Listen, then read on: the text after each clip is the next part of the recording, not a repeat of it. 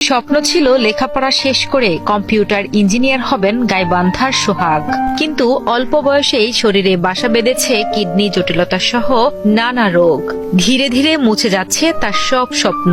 দরিদ্র পরিবারের সন্তান হওয়ায় করাতে পারছেন না প্রয়োজনীয় চিকিৎসাও।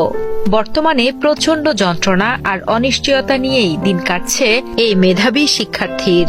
সন্তান এত অসুস্থ থাকার পরও অর্থাভাবে সঠিক চিকিৎসা করাতে না পারায় মানসিকভাবে ভেঙে পড়েছেন সোহাগের অসহায় মা। দেখতে পাচ্ছি আমার একটা স্বপ্ন ছিল যে আমি কম্পিউটার ইঞ্জিনিয়ারিং করব।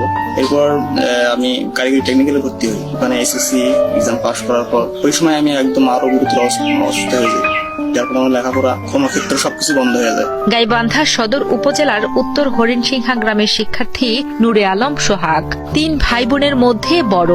জন্মের পর প্রথম সন্তান হিসেবে তাকে ঘিরে ছিল বাবা মায়ের অসীম স্বপ্ন, কিন্তু ছোটবেলা থেকেই নানা শারীরিক জটিলতায় ভুগছেন সোহাগ।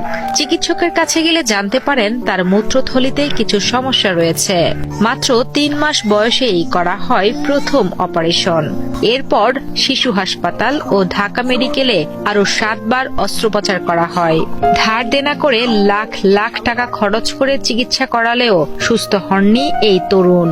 বর্তমানে কিডনি সহ বিভিন্ন জটিল রোগে আক্রান্ত তিনি। শারীরিক নানা সমস্যা নিয়ে ভালো ফলাফল করে এসএসসি পাশ করলেও অসুস্থতার কারণে বর্তমানে থেমে গেছে তার লেখাপড়া। ধীরে ধীরে বিলীন হয়ে যাচ্ছে তার ইঞ্জিনিয়ার হওয়ার স্বপ্ন।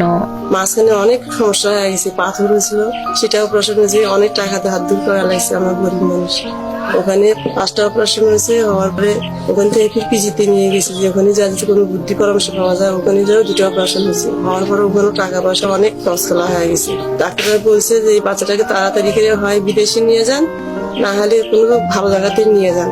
চিকিৎসকের পরামর্শ অনুযায়ী সোহাগকে সুস্থ করতে হলে প্রয়োজন বিদেশে নিয়ে উন্নত চিকিৎসা করার।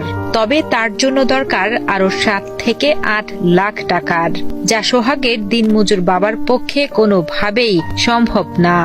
এদিকে টাকার অভাবে উন্নত চিকিৎসা করাতে না পারায় নিভে যেতে বসেছে সোহাগের জীবনের আলো। তাই সোহাগকে সুস্থ করতে সরকার ও সমাজের বিত্তবানদের কাছে আর্থিক সহযোগিতার জন্য আকুতি জানান সোহাগ ও তার পরিবার।